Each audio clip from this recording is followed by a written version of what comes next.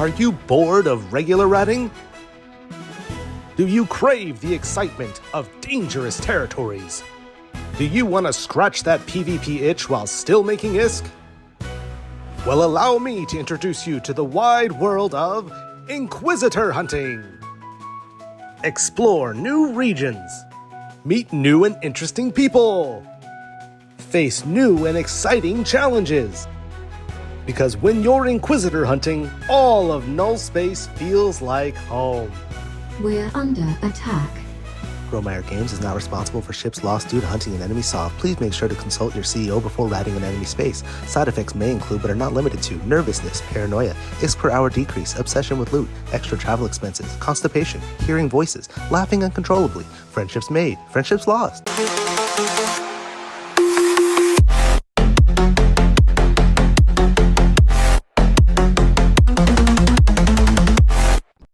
Hello pilots, and welcome back to another Eve Echoes video. Today I'm going to be doing something a little bit different, a little bit of a mixture between PvE and PvP.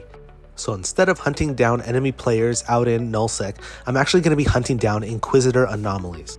Now what you'll see here is one of two ships that I have that I'm going to build for doing this and taking on this kind of activity. Remember, this is for PvE, but also to be able to defend ourselves in PvP scenarios should somebody warp in on us.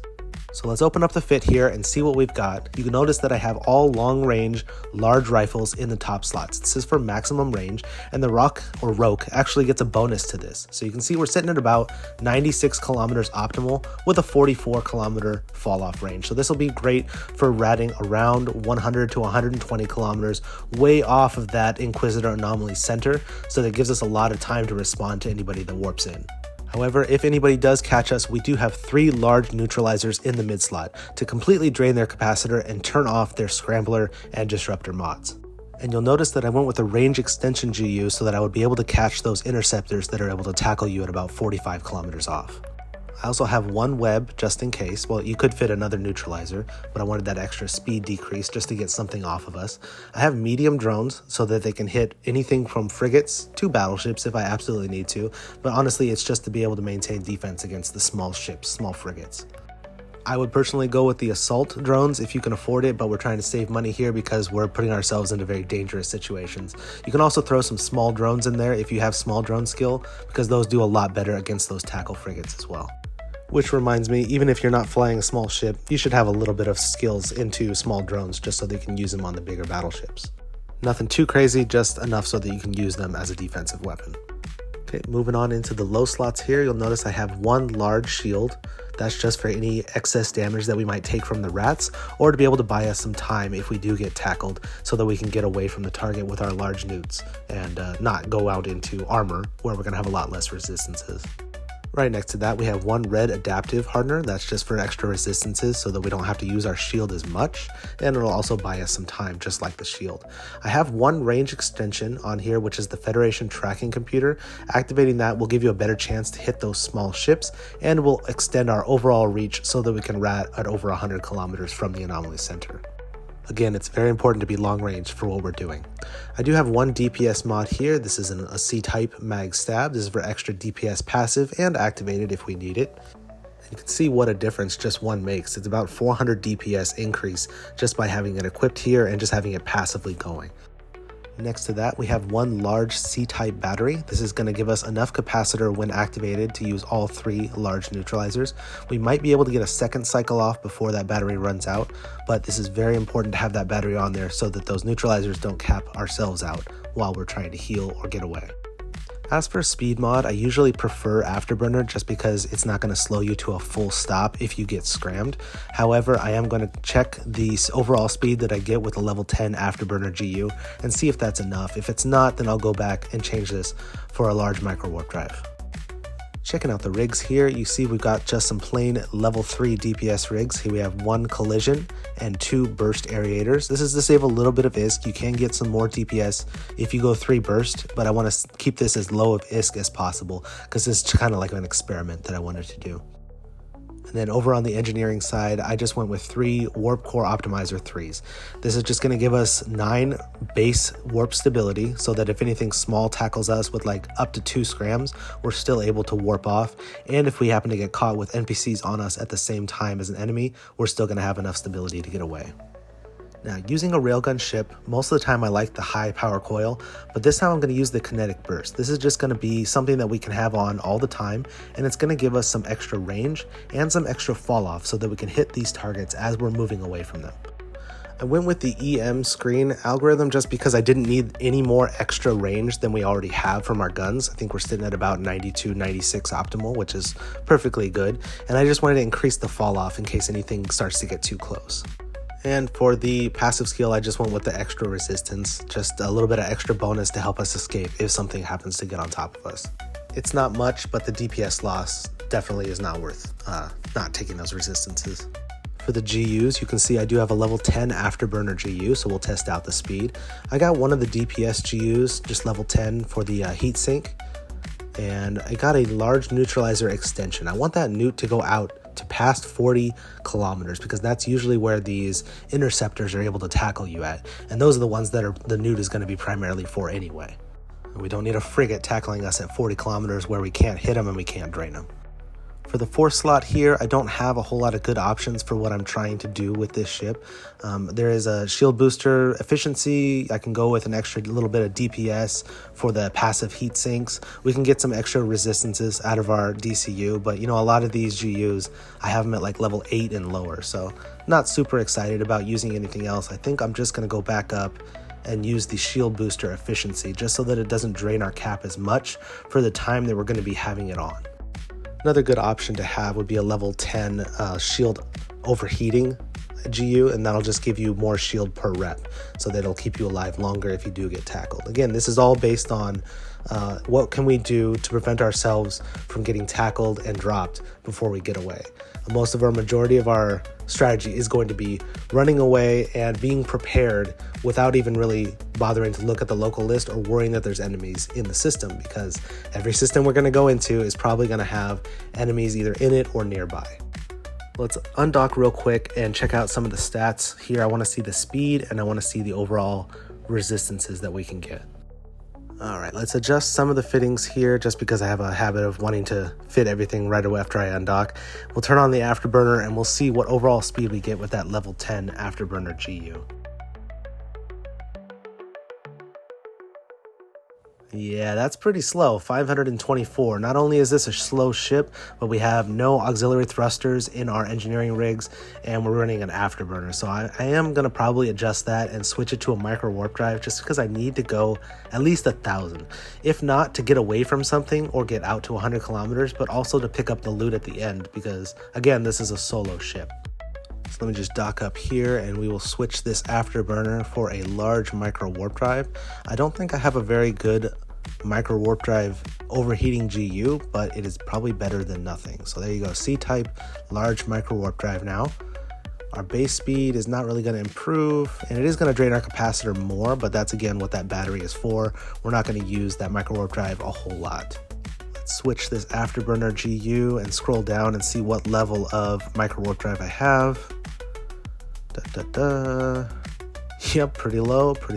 Okay, level 5. Okay, it's not great, but it's pretty cheap, and I can always upgrade that in the future if I like doing this. Let's undock and just double check the speed difference between micro warp drive and afterburner with these two GUs.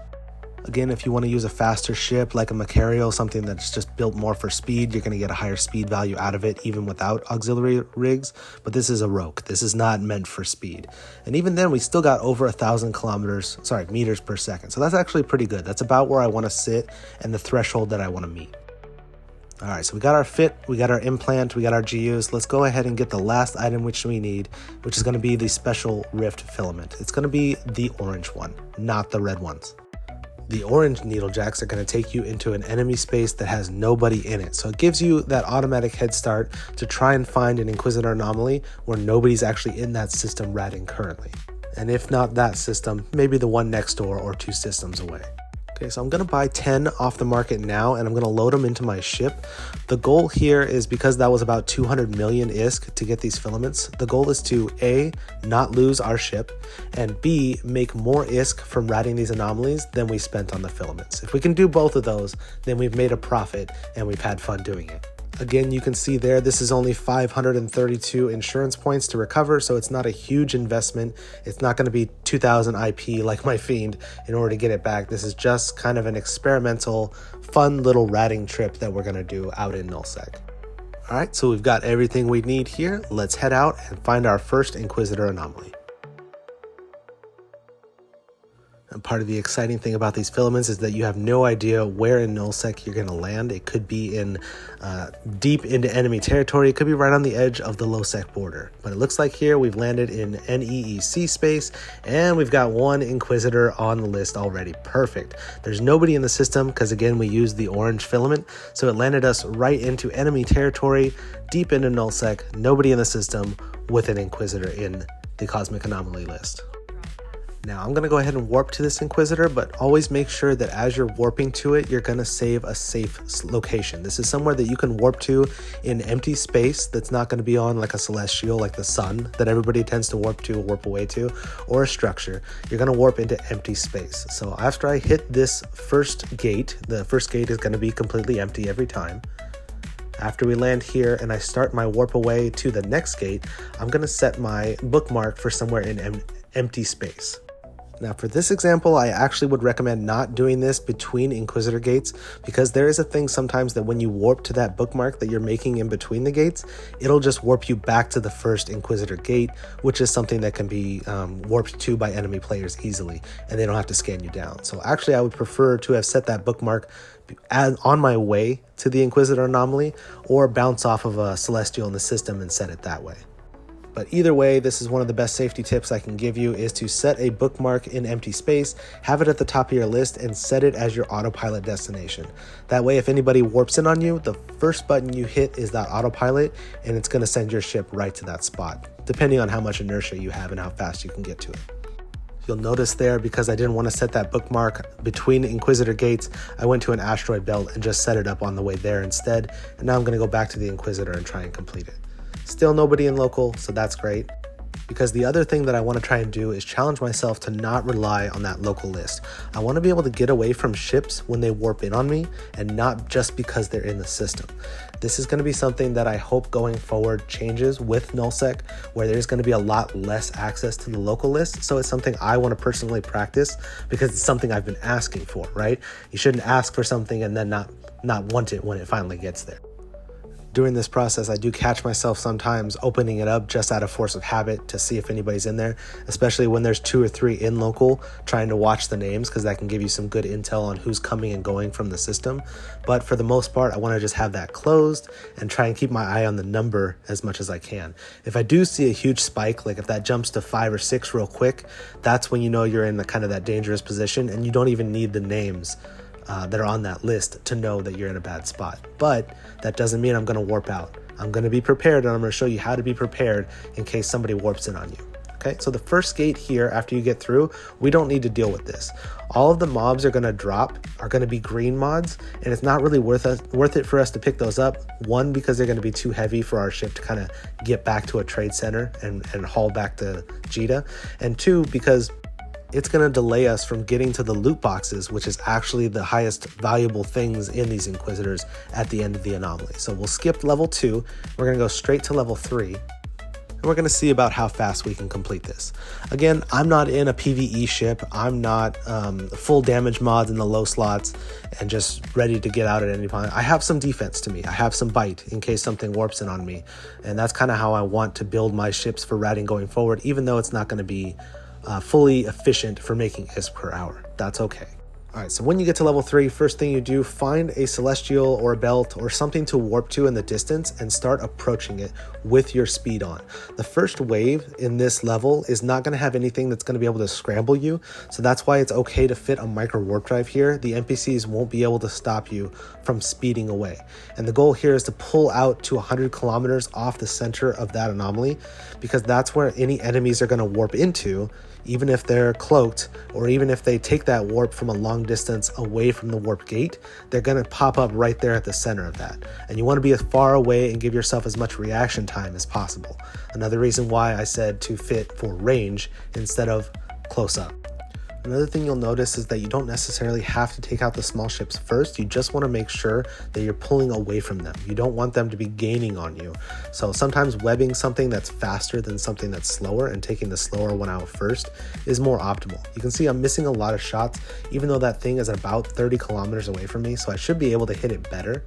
But once we get out to a further range, especially with this micro warp drive, again, reason to use micro warp drive over afterburner, we'll switch right over to this target that we already have webbed.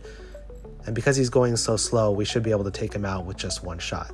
I do turn on my tracking computer just in case, so we can get that straight shot there, and we're able to take him out pretty easily. So just like in regular routing, always important to take out the ships that can disrupt your ability to warp away first. The only exception would be is if they're not actually moving towards you, they're going to be orbiting one of the larger ships, and you're going to have to take out that larger ship first before it starts approaching you, because that's what's going to put it on a straight line. If you're missiles or drones, doesn't really matter as much because you're going to be able to track them and deal with them better. But for lasers and for railguns and probably for cannons, it's probably a lot better to get some distance and take out the big ships first and have the other ones approaching you on a straight line. Alright, so after I cleared this final BS, I am going to fast forward this. Just as a special note, I did do about 10 of these, I think, total. So I am going to fast forward through most of that content, and the only ones I'm going to be really showcasing you in real time is when somebody actually warps in on me. You can see here we have an empty local, and this is going to be a cakewalk until I finish this anomaly. So let's fast forward here.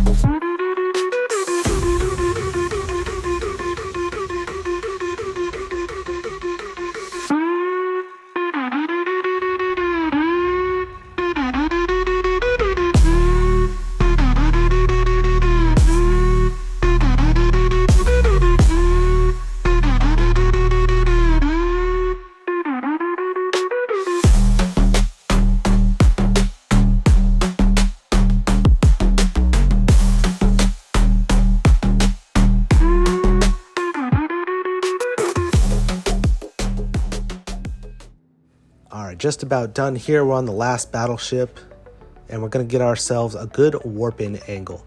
Now, you can't warp to the boxes at the end of this anomalies, but you can warp to the wrecks. As long as you're 150 kilometers away from a wreck, you can warp to the one that's closest to a box from there, and then open the boxes afterwards. And again, we're not really after the wrecks, we're not after the green mods, because that's going to take up space. We're just after these loot crates that only unlock after you defeat all the ships. And because we're so far off with a very slow moving ship, it's always better to just warp to it, even if you have to go out another 20-30 kilometers away from the center in order to warp. Another thing I like to do is, as my ship is approaching the first box, which is going to be the one closest to you, I'll lock up every other box that's on the list, just so I have them up there already locked onto, and I know which ones I've done and which ones I haven't. If you look at your loot table on the right hand side, the ones that you've already looted will be gray, but this way you can keep track of them and just do the ones that are closest to you first, and make sure you hit every single box.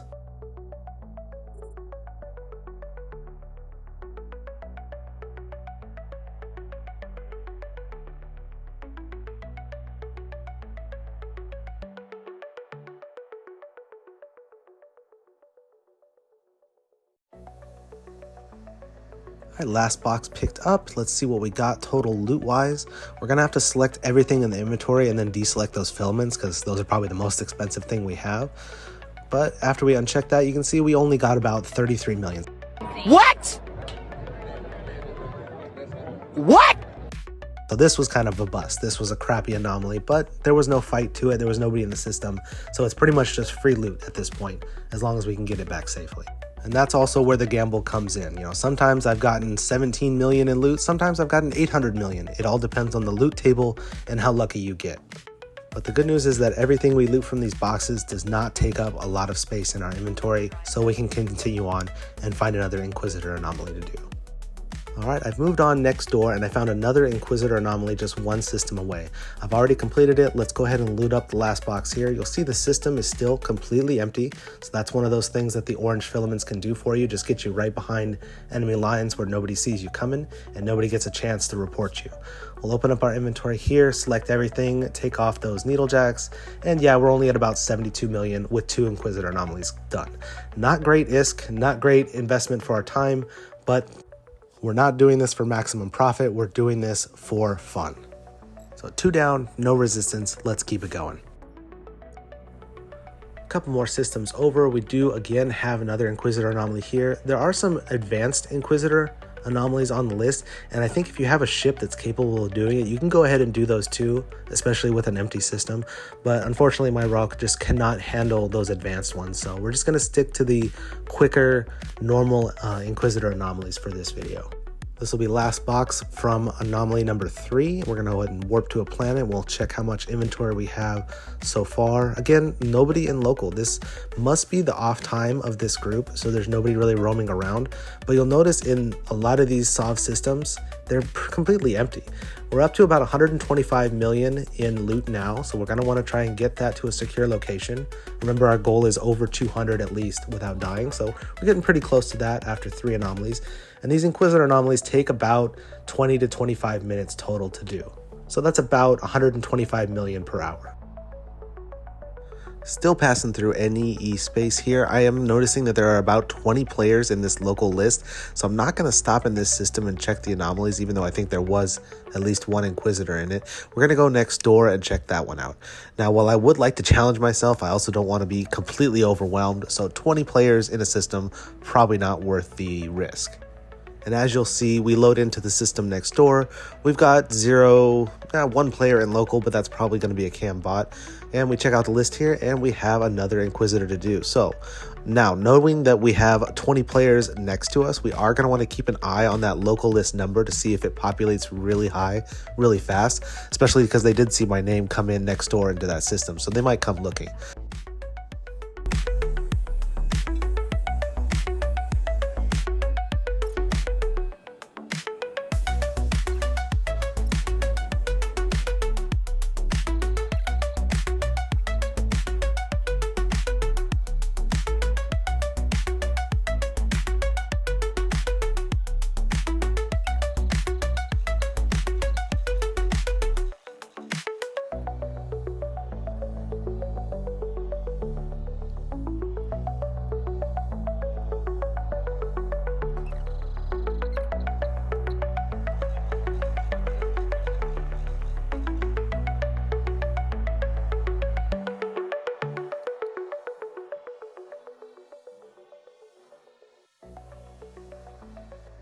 All right, all done with our 4th Inquisitor Anomaly here. So very surprised nobody came over to the system next door to me, even though there was 20 people in local next to us, but we had the system pretty much free to ourselves to go ahead and finish this and go ahead and loot it up. So we'll open up our inventory and see how much we have after our 4th Inquisitor out in NEE space.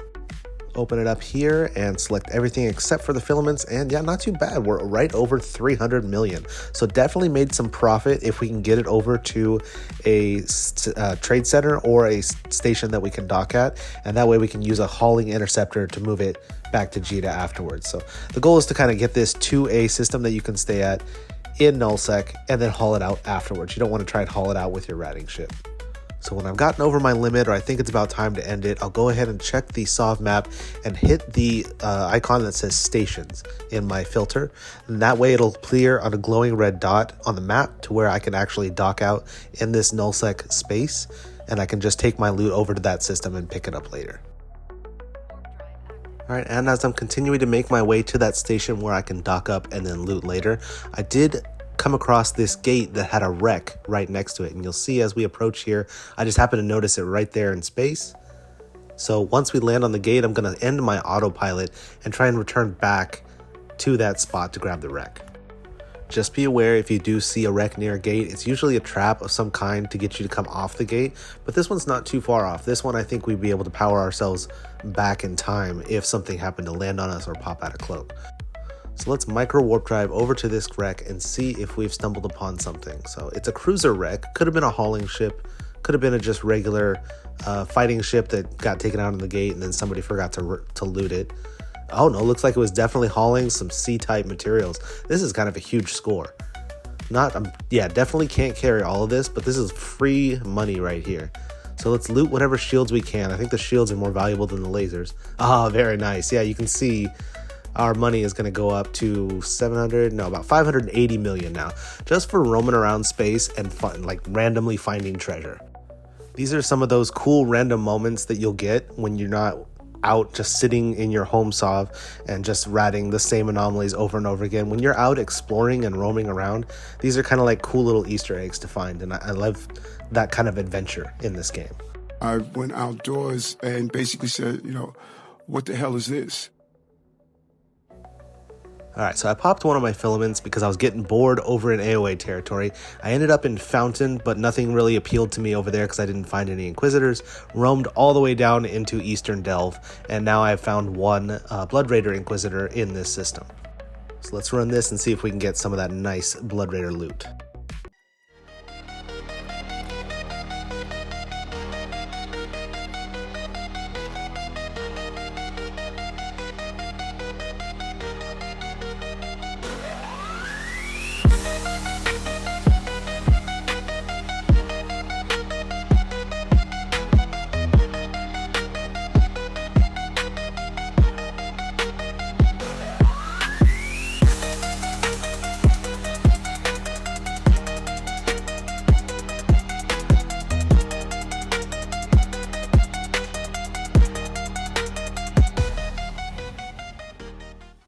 So I've almost completed this anomaly here, this Inquisitor Anomaly, and I'm noticing the local list spike a little bit. It went from 2 to 5 within a couple of minutes, so I know that they're definitely paying attention here. I'm going to start approaching my warp away point, just in case I need to warp away fast if something comes in on me, and we'll finish off this last ship as I'm approaching that target in the distance. You want to be approaching because that'll build up speed, so you can basically insta-warp if you reach about 80% of your speed total. Okay, so you'll notice right here when I go to try to warp to the boxes, they're exactly 150 kilometers away, but because I was drifting too close, it's not going to allow me to warp to the wreck directly, which accidentally kind of saves my butt, because right here we're going to get a couple of enemies to warp into this Inquisitor Anom and totally take me off guard. So if I would have warped to one of those boxes, I would have been right at the center and instantly tackled. Luckily, I'm out here at 100 kilometers and I can kind of maintain my distance away from these two ships. I'm not too worried about a succubus tackling me because I know they only have 3 mid slots, so at most he's going to have 12 points on me, but likely he's not going to be carrying 3 scrams in his mid slots with a succubus. I'll start firing at the rattlesnake from a distance just to kind of see how much damage I can do, but really I'm more worried about that succubus tackling me up close, because if it gets underneath my guns, there's nothing I can do. Although I do want to try out my neutralizer strategy, so I'm kind of hoping he gets a little bit closer so we can get these newts going. So I start firing on the rattlesnake here just to apply a little bit of DPS, even though I know he's probably way tankier than I can handle. But again, I'm not in too much of a threatening situation because I know I can warp off from this distance at any point. Now the succubus did a really good job at not just straight approaching me in a straight line. That's when I would have a really good chance to 1 or 2 shot him. If he comes at me in a straight line, he maintained his angle and got distance on me, and he's kind of waiting for the right opportunity to try and swoop in and tackle. So I'm going to keep my eye on him, and as soon as he starts to get within range of those newts, I'll readjust my approach get all 3 newts going on him and see if we can drain his capacitor to the point where we can pull away and get into a nice straight line, keep him slow, and get a couple straight shots.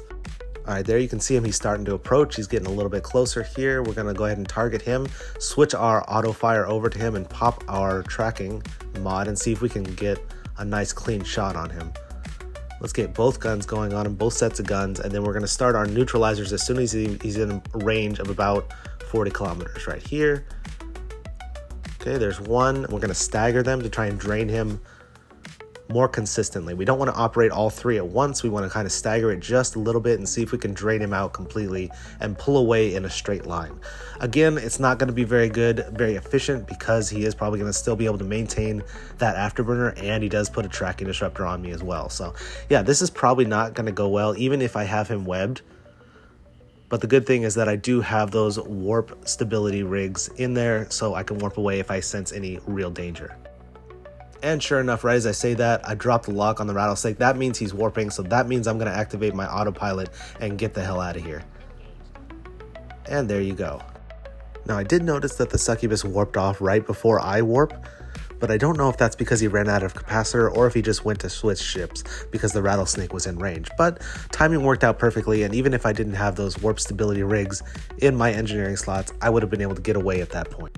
I am a little bit upset, however, that they waited until I completed the entire anomaly before they warped in on me, and now they get all of the loot. So all of my hard work is for nothing, and they're going to get some free money. Shh. Look at that thing. Nature is amazing.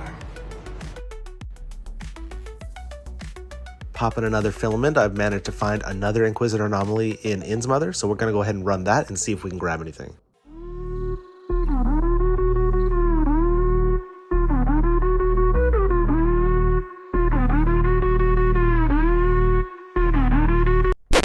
Nope, super, warp away, hit that autopilot. Oh my god, get away, come on, warp. I was not prepared for this, I was not aligned. Thankfully, these things take a long time to land, so we should be able to get our warp off. Come on. Oh, activate the shield just in case. Man, this is taking longer than I wanted it to. Okay, there we go. Woo! Well, at least we know we can get away from a super landing if we react quick enough. Okay, so the super chased us off from that system, but I went next door and I found another Inquisitor Anomaly, so we're going to start on that one. Remember, the first thing you're going to want to do, because you're in a very vulnerable position when you first land, is find something in the distance and start approaching it. That will build up your speed so that you can warp away fast if you need to.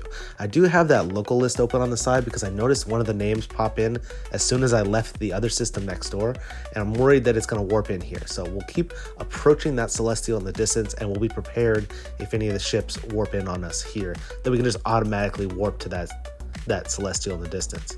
The great thing about using this strategy is that you can use it in all anomaly situations to save yourself and keep yourself safe. Look at this. Look at this. And this is a perfect example of what I was talking about. Go ahead and select that Celestial in the distance, hit warp, and you're already on your way there in no time. Right before the bubble.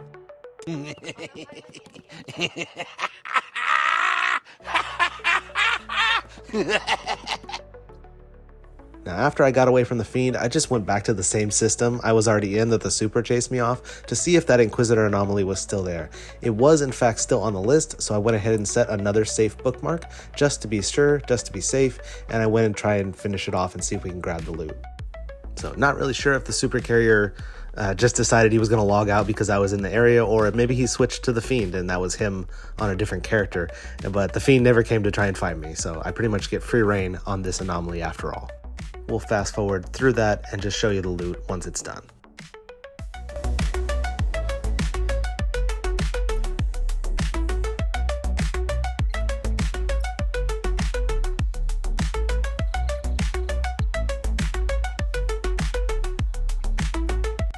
Alright, last box here. Let's go ahead and open it up and check out the loot that we received from the anomaly. Again, the super carrier never came back. The Fiend never came to chase me.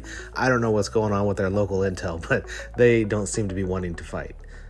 Alright, so let's pick that up. Let's go ahead and warp to a safe location. We'll just align towards the gate here because that's going to be next on my autopilot path. And we'll check out and see what we got. Okay, not too bad. Let's select the filament and only have one now, but about 137. Not too bad considering I came back to the anomaly after I was already driven off of it. It was at this point that I realized that I was back in the old space where I found a bunch of the botting battleships. And if anybody knows botting battleships and what they do is their script is built to only pick up on regular anomalies, which means they're going to leave all the special anomalies behind. So I realized that this area is going to be very heavily infested with Inquisitor Anomalies. And luckily, I'm not playing in their prime time and I'm able to pick up a lot more of these Inquisitors 1, 2, 3 systems on my way over to the next station to deposit my loot. So after that last box, I was sitting at about 200 million. We'll pick up this one from the next Inquisitor Anomaly that I finished and we'll double check and see what we're at now. Again, select everything, remove the filament because those are like 40 million now. Yeah, we got about 284 million, which is close to 300, but still over our goal of 200 million. All right, not too bad. Let's go ahead and try and find a station to deposit it at. Perfect. We found an NPC station only about 3 or 4 jumps away from the last Inquisitor I ran, so we'll put all the loot into this station and pick it up later with an interceptor. Easy peasy. So that was my Rogue build. Let's try one more ship to test this out. Okay, getting ready to filament one more time, and I am in a new ship. Now this one's going to be a little bit cheaper. I finally found a reason to use assault battlecruisers. We're going to be able to keep our large weapons in the high slots, and while we do drop a little bit of DPS and one of our large neutralizers, we are going to pick up a lot more speed. So while I kept the DPS rigs the same on the combat side, I did change the engineering side because I want a little bit more risk. I got rid of the warp stability rigs and I put auxiliary thrusters and 1 polycarbon just so I could have more speed to get to each loot box and faster warp away times. So using the orange filament, we've ended up in an unsettled saw of territory. There's not a lot of anomalies to choose from, and we're going to open up the map and check for the nearest NP station that we can dock at. Then we're going to set our autopilot to that, and we're going to just go system by system and try and find an Inquisitor anomaly. And while it does take us a few more jumps than usual to find an Inquisitor down here in Faith Bolus, I ended up in this system and found one on the Cosmic Anomalies. And luckily, there's only 4 people in local, so not too dangerous in this area. Again, we're going to go ahead and get ready for our saved bookmark spot as we warp to the Inquisitor. We'll kind of wait a little bit till you get about halfway through. You don't want to do it too close to the gate or too close to the anomaly. But there we go, we saved it right there, and that'll be our getaway plan. And this is a large railgun ship, so our strategy for keeping ourselves safe and fighting these rats will be the exact same as the Rogue. Okay, this one took a little bit longer, about 30 minutes, because I had a decrease of 500 in my total DPS. So while I do like being able to go from box to box and looting up at about 1700 MS as opposed to 1000, I don't think the extra speed is worth the trade-off of finishing the anomaly 5 minutes faster with the extra DPS from a battleship.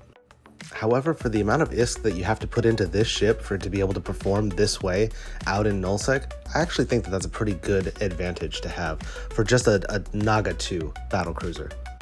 And as you can see, as we select all the loot and check the total income that we got, 93 million is not bad for a Naga 2. So a little bit less efficiency for less cost. Now I really wanted to find more engagements, so right after that Inquisitor Anomaly, I went and used my filament, even though I probably could have hopped a few more systems and checked, just because I do want to get those engagements inside there and see how well I can respond to enemies that are trying to warp in on me. And lucky for me, I landed up in Declan, which is known for having a really good response to enemies in their territory. So that's exactly what I want. I'll open up the map here and I'll look for an NPC station to kind of head towards, because I don't really want to go into any of the pockets of the systems, because that's where a majority of the players are going to be. I'm just going to be looking for spare Inquisitors that people left behind. And we'll see if anybody can catch on to what I'm actually hunting out here. So a few more systems heading towards my NPC station, I found a Serpentis Inquisitor Anomaly, so we'll try that.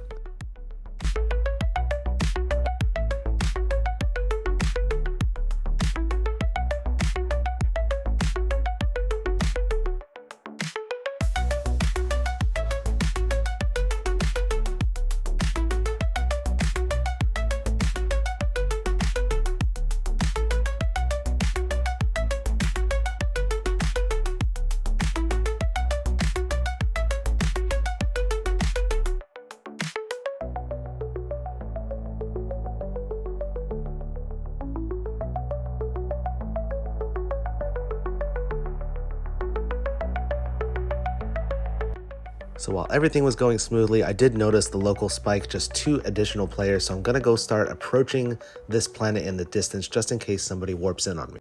Because no matter how hard I try, I just cannot take my eyes off that number in the lower left-hand side of the screen. The local list is just too powerful of a tool to use to protect yourself. Okay, so as I begin my approach to this celestial in the distance, we are going to get a coercer to go ahead and warp in on us here, so we can just easily warp away at that point. Super easy to avoid any tackle, especially because we're ratting at range. Just keep in mind though that a really good hunter is going to see which planet you warp to if you did warp to a celestial object or like an asteroid belt, and they're going to be able to warp to that as well just by looking at it in open space. So you are going to want to try and hit that autopilot as soon as you land to warp back to your safe location that you set previously, because then they're going to have to rescan you down in order to find you. And you can see right there, he caught up to me. Luckily we're 100 kilometers away still. We hit that inertia stab and we're off to our autopilot before he can set the bubble. Now the one downside, and what I didn't show earlier in the video, is that once you successfully escape and get to your safe location, you are still going to have to wait out that combat timer from fighting the NPCs. You can't log out and you can't filament until that combat timer is gone. So go ahead and approach something in the distance just like we were doing while we were inside the Inquisitor Anomaly, and if that ship actually scans you down and warps to you, you'll be able to warp off before they can get a bubble up or tackle you. And the best thing to do is just wait out that combat timer as long as you can, and then find another safe location in space, either log out or filament to your desire. It's the same thing as if a regular ratter would be docking up in their home citadel in their system if an enemy came through. We basically follow the same process, except for instead of docking, we log out. Now, some might argue that that is overpowered. We shouldn't be able to log out in enemy space and just be completely safe. We shouldn't be able to filament so easily and just be safe. My argument to them is that we do have that combat timer from ratting that we're going to have to get around. Now, if I was PvPing and I didn't actually engage in anybody, then it would be a different story. But we have the combat timer that we can't do anything. Maybe leave the system we can do, but we can't really log out without waiting that out. You can dock up anytime you want. So that is the trade-off, I believe, for having a home base in your home system, as opposed to what I'm doing, which is hunting in other people's systems. Should that combat timer be extended? Should it be impossible to log out in open space? That's a whole nother debate that I really don't want to get into at this point, because I got so much negative reaction to my last suggestion that we're just going to be neutral here and say, hey, this is what I do. This is the way the game works right now. So this is how I'm going to play. Okay, so this is me logging back in later in the same day. This is not prime time for this area for the players who play in this area. I know I play really late at night, so I kind of have an advantage when I know where the American players are, that they're not going to be very active at this time. And while there is an advanced Inquisitor in this system and a capital ship query in this system, it's not one of the regular Inquisitor anomalies, so we're not going to be able to take it on. So again, I'll look to set my autopilot for the nearest NPC station, and we'll head in that direction system by system until we find another Inquisitor. Didn't have to go too far. Right next door was a system that had an Inquisitor and there's nobody in local, so this is perfect. I did probably trigger some alarm bells when I logged into that system with 5 players, so maybe somebody called me out and they know that I'm in the area, but for right now, this system is completely empty and we have this all to ourselves.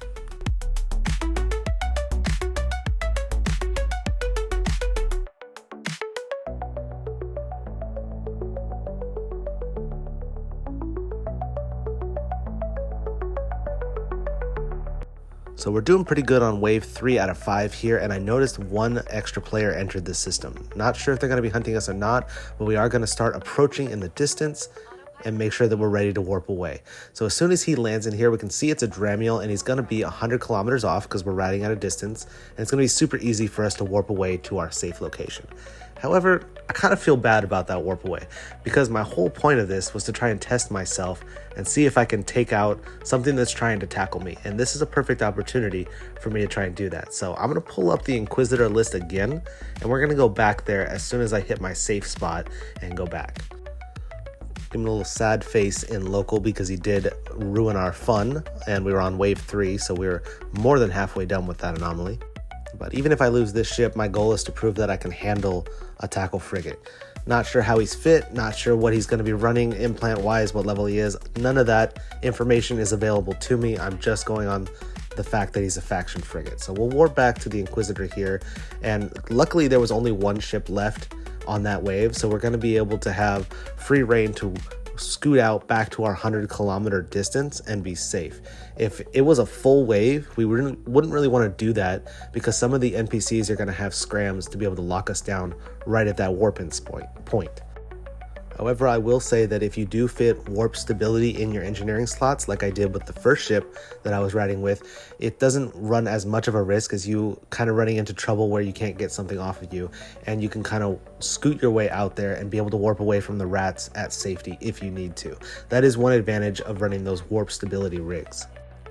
Okay, so coming in here to the second level Inquisitor, again, we're not going to take out any of those ships. It's pretty much a waste of time, and we'll just head straight to level 3.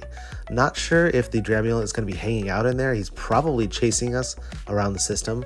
Not sure if he's scanning either, again, because our ship is going to be a little bit on the larger side, so we're not going to get the scan results if somebody with good skills is trying to scan us down.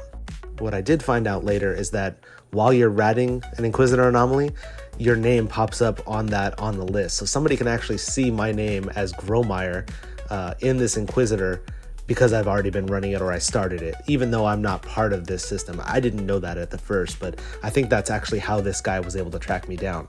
He saw the Inquisitor and he saw my name up there. He knew exactly where I was. So that's one disadvantage of doing it in enemy SOV, is they're probably going to know what you're doing if they're paying attention to the Cosmic Anomaly list.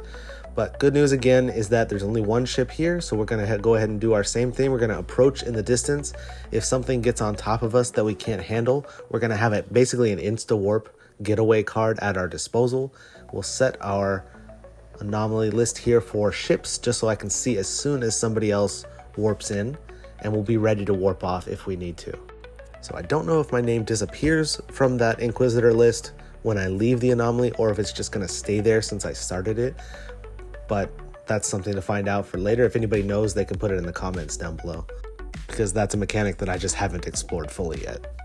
Okay, so we're starting to fight this battleship here. The good thing is we can fight him as he's up close, as we're moving away, because he's a larger ship, so we don't have to worry about tracking issues.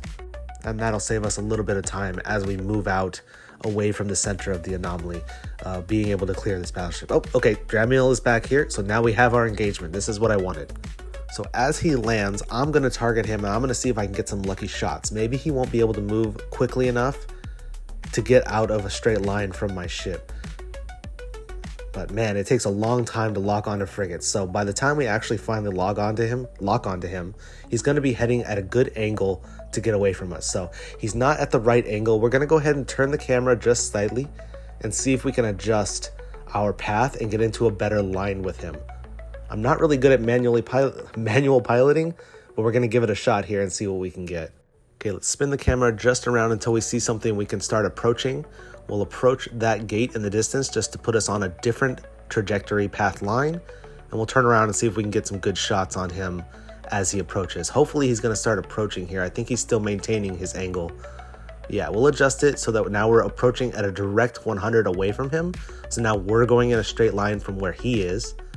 And for some reason, I think he holds still here. He holds still real quick, maybe to warp away, maybe to do something else with the ship that's on him. Not sure, but we get 2 good shots and take him out. So he was doing good at first, where he was keeping that trajectory at an angle so that we wouldn't be able to hit him. But for some reason, he either slowed down or he turned around to directly approach us. And that's when we got those straight shots off. So again, didn't have to warp away.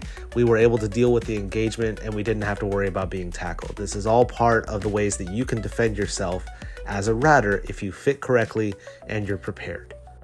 And this is why I call this style of gameplay PvEvP, because you're not hunting your regular anomalies in your space, you're going after other people's Inquisitor anomalies, and it makes the engagements and the gameplay in general a lot more fun when you're able to have these kind of interactions. Alright, so local list empty, let's get back to the fun.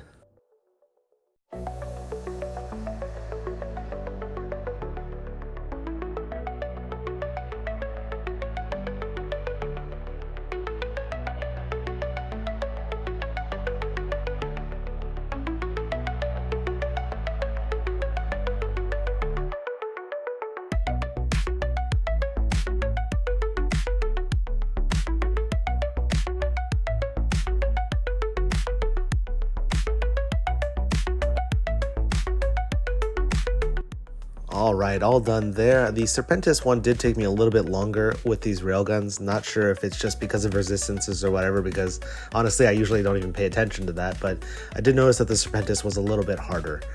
All right, last loot box here. We will open it up and see what we got. This is including the loot that was dropped from the Dramiel that we killed. Not too bad. Select everything, and about 313 million. So we've hit our quota of our filaments that we wanted, even though I took less filaments out, and our ship was a lot cheaper. I think the Naga 2 only cost me about 250 in insurance points, so about half of what the Rook would cost. A little bit extra time to complete the anomalies, but still has the same basic defensive capabilities to get away and fight back if you need to. And that'll do it for this video. I did about 10 Inquisitor Anomalies in enemy space. I was driven off of them, I want to say 3, maybe 4 times total, and I made just over 1 billion in total loot for my time. Is it the most profitable way to make ISK in EVE Echoes? Absolutely not, but there is something to be said about adding a level of danger to your ratting experience to increase the fun level of this game. So if you enjoyed what you saw, go ahead and leave me a like, comment, and subscribe, and I will see you in the next Growmeyer Games EVE Echoes video.